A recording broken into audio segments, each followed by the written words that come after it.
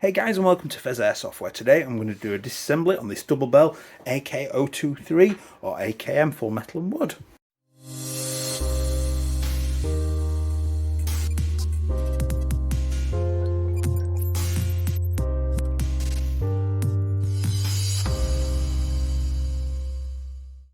Hey guys, and welcome back. If you do enjoy this content today, please do consider liking, commenting and subscribing. Those interactions help me get seen by the YouTube algorithms and help the channel grow. If you click the Linktree link down below, that will take you to all of my socials, including my Discord and my merch store. And if you want to support the channel a little bit more, the Join Now button is down below. That takes you to channel memberships. It's just 99p a month for custom videos, bloopers, giveaways, that kind of thing. Massively appreciated if you do it, but totally optional as well.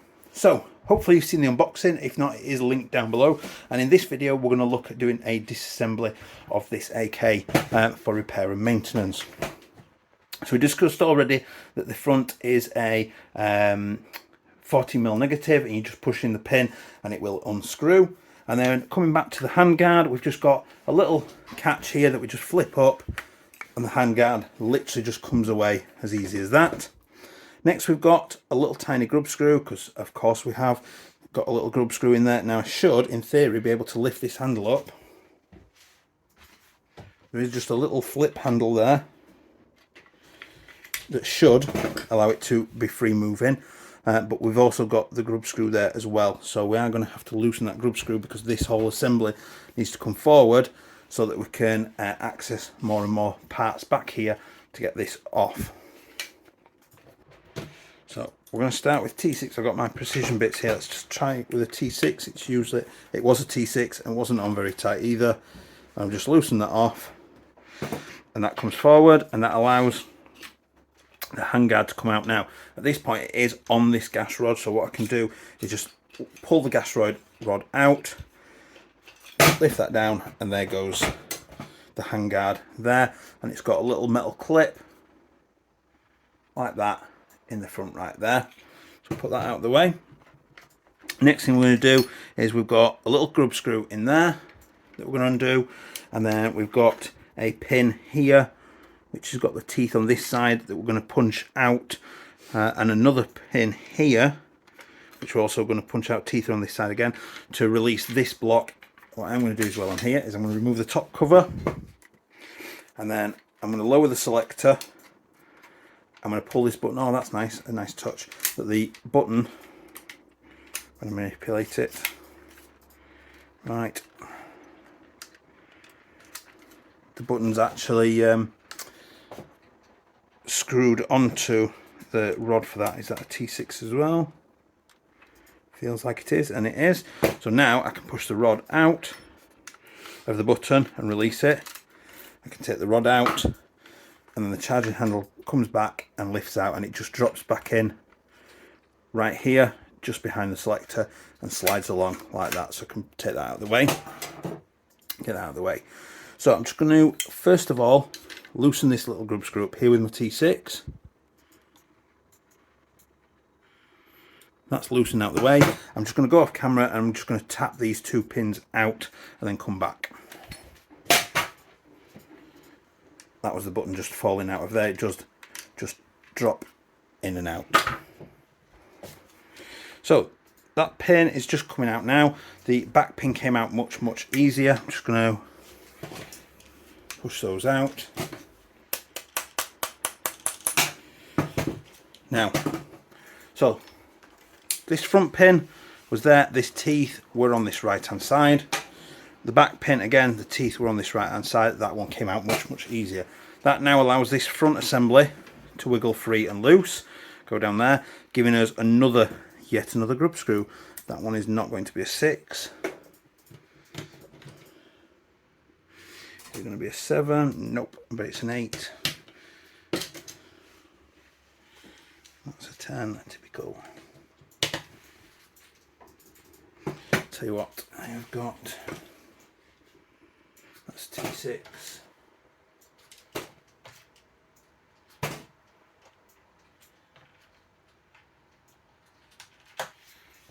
Got a T8, and it is a T8. Wow. Just going to leave that slightly in there. That outer barrel will release in a second. So the next thing I'm going to do is I'm just going to put the hop fully on. I'm going to pry this L-bar out, and it literally is just frictioned in there. Now you can see there is a bit of a sort of cut out into it there. That matches with this shape in here on the front of the hop unit there. So next thing I'm going to do is that holding it in as well. Oh no, there it is. There it is. It does move. It's on a spring. So I'm going to undo these two Phillips heads here.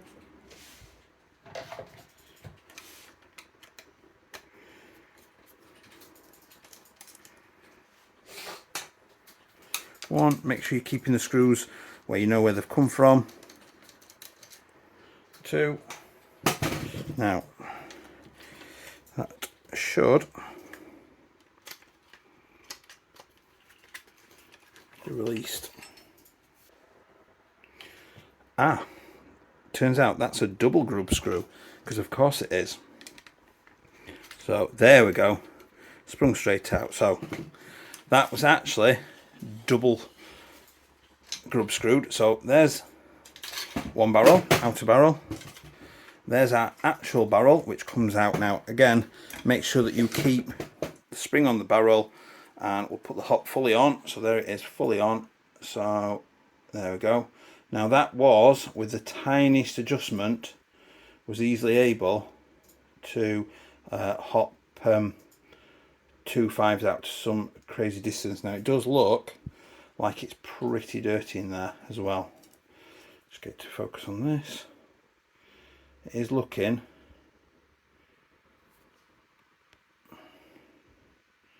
fairly dirty down there, so it's going to need a bit of a clean, which possibly explains the inconsistencies. To change this, pull this pin out, and this will just slide off, allowing you to change the hop rubber in there. Get that down. So next we've got the stock. Then we've already had the stock off with these two Phillips head here, but what we've got is, of course, we've got hex head screw, just the one in the top. Okay, makes our life a little easier. What's that? T8, no, too small. T10, too small.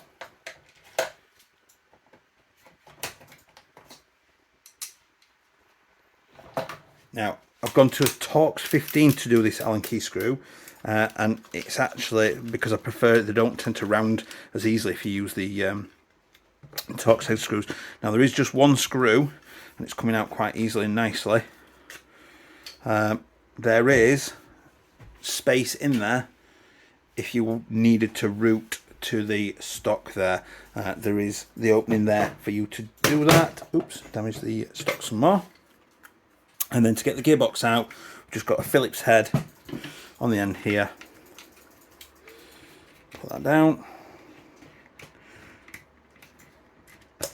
There goes the pistol grip. Out of the way. And then nearly in there, so that's a bearing there. Got a generic unbranded motor, and the last thing we've got is a little cover here over the selector, which possibly needs a flathead for, yeah, a little bit of glue on it. And then what the heck is that?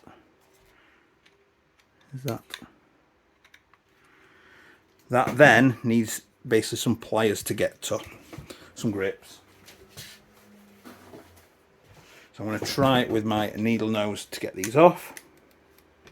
Yeah, so I just grabbed it just enough with my needle nose just to loosen the grip. So I'm going to put that out of the way. I'm going to lift the selector off carefully. There's the selector, and then I've got a little part there with a little brass tube inside it, and there's a little notch just there. Hopefully you can see that. Just there, and that sits into the notch that's just there, and then the gearbox just slides, it says, casually and easily out of the body.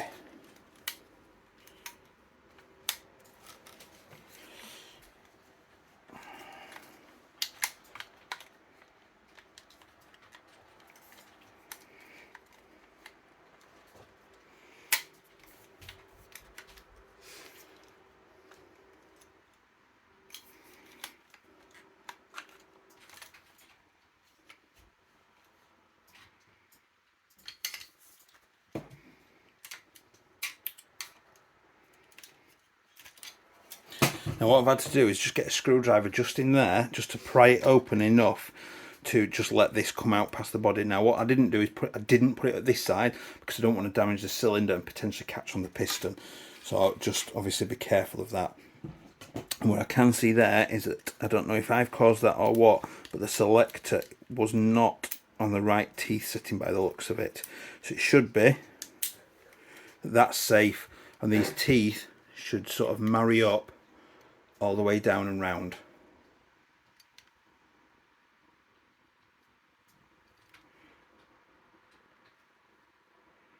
From there all the way round. So let's get into this then and have a look at what's inside. So I'm just going to lift that off, lift this off. I'm going to undo this screw here. Put that there. This little plate comes off like that. And on this side, the teeth marry up perfectly from there, and this just pulls out. Next thing, I'm going to take these two screws out of the motor cage. Oops.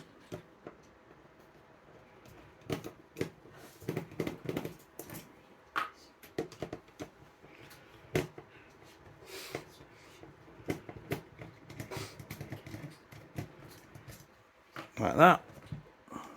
There goes the motor out of the way. Next I'm going to, oh, that didn't even really need any effort. I'm just going to slide this top cover off, this top retaining clip. Now usually you have to get a screwdriver in there and pry it off, but that just popped straight off. And then we're just going to undo 1, 2, 3, 4 Phillips heads, and I'm going to undo that clip there. I just literally pulled on it and it popped out. So again, make sure you're keeping your screws together so you know the order they came out in.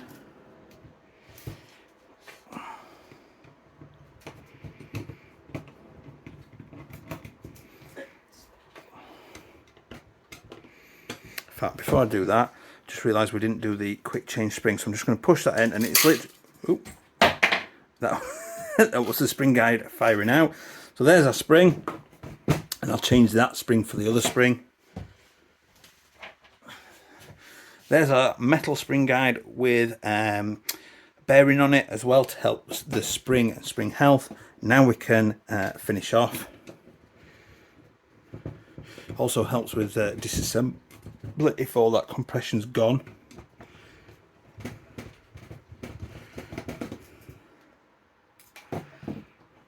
Little washers on those three screws all had little washers on. So just pull the side off.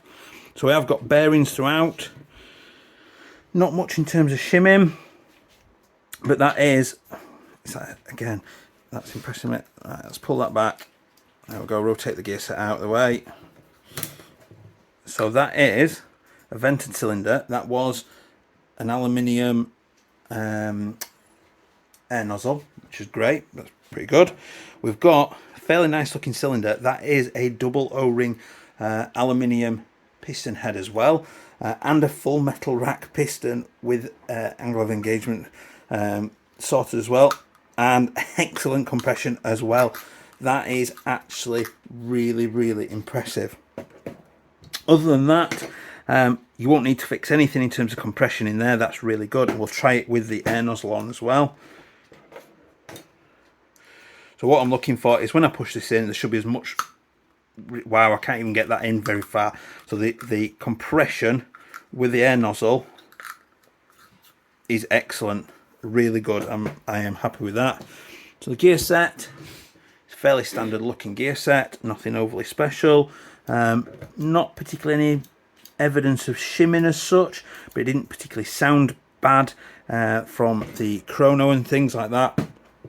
But obviously for sort of long-term health, it may be something you want to look at, particularly with it being sort of Chinese made, just to keep it running healthy long term. So we're going to put this in back now. So I'm just going to hook the spring on that peg there. What I've done is I made a slight mistake there, so I'm just going to rotate the gear set back round to the start there. So that is a delayer. That little plastic chip there is a delayer, which helps to delay how long it takes this tappet plate to come back to give more time for the BB to load into the chamber. Anti-reversal latch stops the gear set unwinding back. There is a lot of grease just kind of painted about in there, as opposed to delicately placed, just to watch for. So what I've done is I've rotated the gear set so none of the sector gear teeth are in the way for the piston. The tappet plate sits so that it can push the nozzle in and out like that when you don't take it too far, like that. So this little spring here is going to go onto this little peg here at the front of the shell, and we're just going to drop it on and then pull this whole assembly back against that spring, and you are locating this hole. There's another one on the opposite side underneath that locates, and if it's in right, the cylinder should be flush with the sides of the gearbox there, which it is, and the piston should have its teeth at the bottom facing the sector gear, which I've got. The gear set are all nicely in there, so we'll bring in the top part. Now what you might need to do here is the gears are all in the right place, as is the anti-reversal. The trigger was the one in the way, so I just wiggled it and it's dropped into place, and we can bring in all the screws now to put it back together.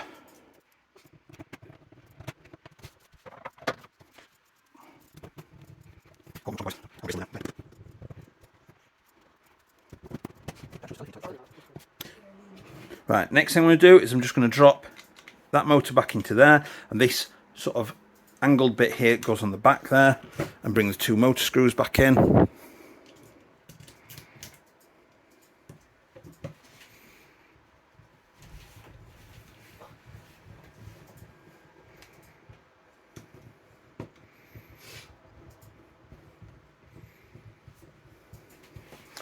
That's those back in. We're going to bring this top cover, so this little hole here needs to come back here. So what I'm going to do is I'm just going to start threading it through first and wiggling it on, and these wires need to go under these little clips, so just be careful because some of these corners can be sharp. We don't want to strip and damage the wires, because obviously then it's going to cause electrical circuit issues. I'm just going to tap that, and it's gone back into place, so I'm happy with that. Helps keep the wiring in the correct place. Next thing I'm going to do is I'm going to bring this little gear back in, so I'm just going to drop that in, and I'm going to line those teeth up. I want them all to marry up like that perfectly. There we go. Oops, and nearly dropped it out and ruined it for myself. There we go. Drop that in. This is going to come back in. It will only go one way onto that. You can't mess that up. And then screw that back down tight.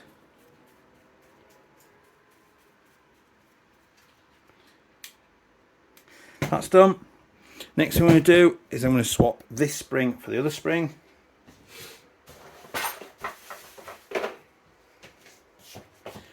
So there's the other spring, and we're just going to push that in, wiggle it about until it goes in, and then we just push and quarter turn. Done. Locked in place. That's happy. Just as a quick dodgy update, the other spring wasn't actually a downgraded spring at all, other than by about 5 FPS. It just brought it down to like 430 or nearly 440 FPS. So absolutely not a downgrade spring at all on this occasion. We're going to bring in our selector, our physical block for the safety, and then we're going to make sure that all those teeth marry up. So what I'm going to do is I'm just going to teeth to that and drop that into there, and now it's currently in the safe setting. So now we're at a point where we can drop it back into the receiver. So all I'm going to do is I'm just going to gently wiggle it back into there,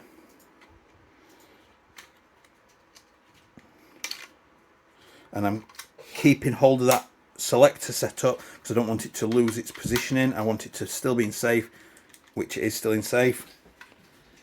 I have noticed an error that I have made. Oh, silly me. And I'm going to have to pry that back open again. Just keep that together. What did I forget? The one thing I always forget, that clip, because you don't want to get fingers or gloves chewed up by that. Now it can go back in. So this will literally just drop straight back in. The wires are really well positioned to stay exactly where they should do. Clicked into place, still in safe. So what I'm going to do now is I'm going to put the selector back on, because that's going to help locate the gearbox and to keep the selector good. So bringing this thing back in, and the little notch here is going to go onto the little extended part there, and this is going to, the little brass tube sits inside it like that, and then the selector sits on top like that.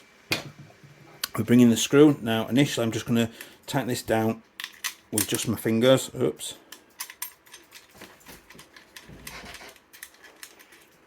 Let's jump in.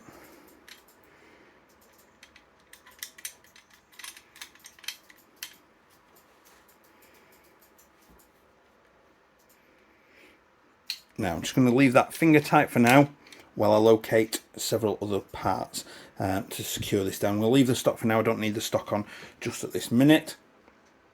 And it's still unsafe. I can see that it's still unsafe pulling the trigger. Next thing I'm going to do is I'm going to bring in the pistol grip. I'm just going to slide that up. It clicks into place. Screw in the bottom. It should pretty much self-locate. Just making sure that you can see it there in the bottom.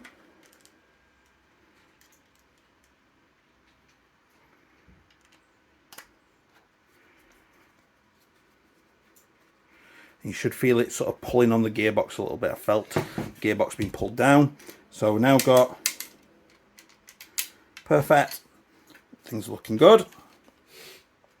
Next thing we're going to do is, might as well bring the stock back in now. And I'm just going to wiggle that into place, and I'm going to drop that screw back in the top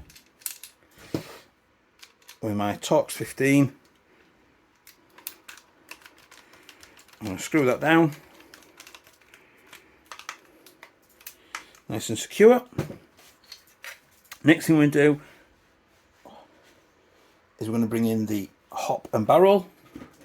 Again, I'm going to keep the spring on the barrel. I'm going to drop that into place. Now it might be at this point you either need to move this further forward, this little block underneath, or it might be that you need to just push the air nozzle back a touch just to get it to spring inside like that. This plastic frame here needs to come back because it should sit under the hop like that. And what I'm going to do is I'm going to put those screws in once I've got the rest of the outer barrel back in for that. So what I'm going to do now is I'm going to bring in the outer barrel, and we just literally thread it up in, and we are lining up this grub screw with this divot here. So I'm just going to line it up like that, and it will sort of confirm it, because when you look through this gap, if you're in the right place, you should see that it's a solid circle without any interruptions. If you've gone too far, you can see it's interrupted in there. It's not a perfect circle. There we go. So there's the right place, because the barrel has got a cut out to match that. So what I'm going to do is I'm just going to put the pin back in just for a second, just to help me locate it. Oops. There we go. So just found the right position, and I'm just going to tap it in lightly, and then I can tighten this down.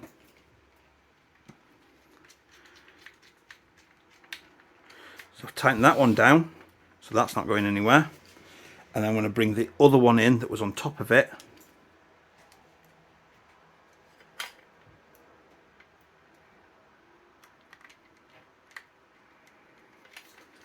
And tighten that one down on top of it.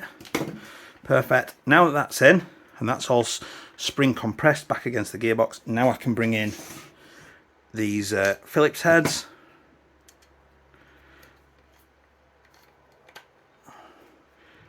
And they just screw. You don't want to over tighten them, because it may end up damaging or breaking the hop unit, which we don't want to do. So just sort of tighten them up until you get the resistance plus a little nip. Perfect. We can take the hop fully off because it was fully engaged there to get it all in, and then I'm going to bring this in. Don't forget, again, there's a little cutout there, matches with this cutout here, so we just bring this shape in, and it should be a bit of a tight squeeze. If it is, then you know it's doing its job of keeping the hop unit, there we go, solid back against the gearbox, and it stops it moving about and going anywhere. So we're getting on quite nicely. Next thing I'm going to do, I'm just going to go off camera and just tap this pin in the rest of the way. That's that pin back in from there. So now I'm going to bring this framework back in, and I'm going to use my T6 in there to tighten that down.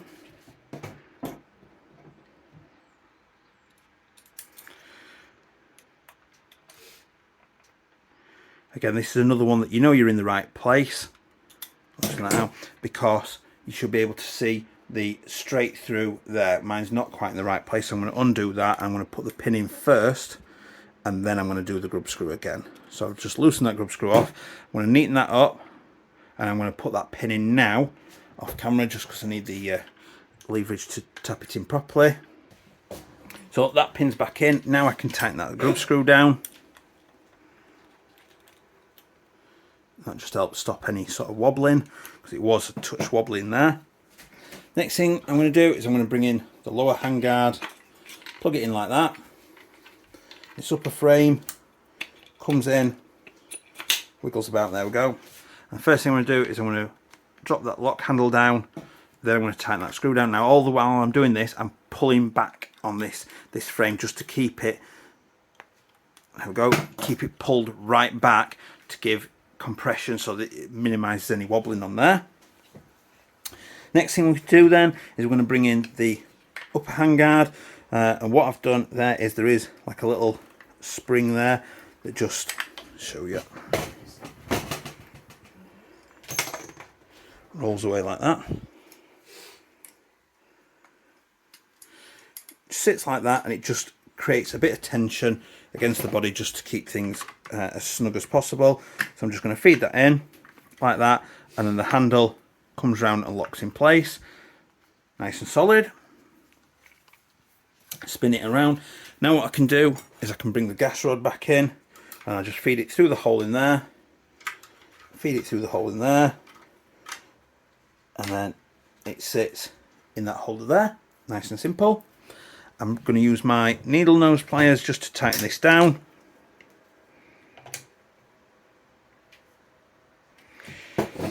Done, that's nice and tight, and I can put that cover back on. Just literally pushes that back on to there, nice and easy. And then we've just got the charging handle to do. So I'm going to drop that down a little bit. So we drop that into there, and that runs along. The spring goes into the little hole in the side of there and compresses forward. We bring the button in and drop the button in at the back there and let it come backwards, and then we just use our T6 to tighten that back down. Our top cover comes back in.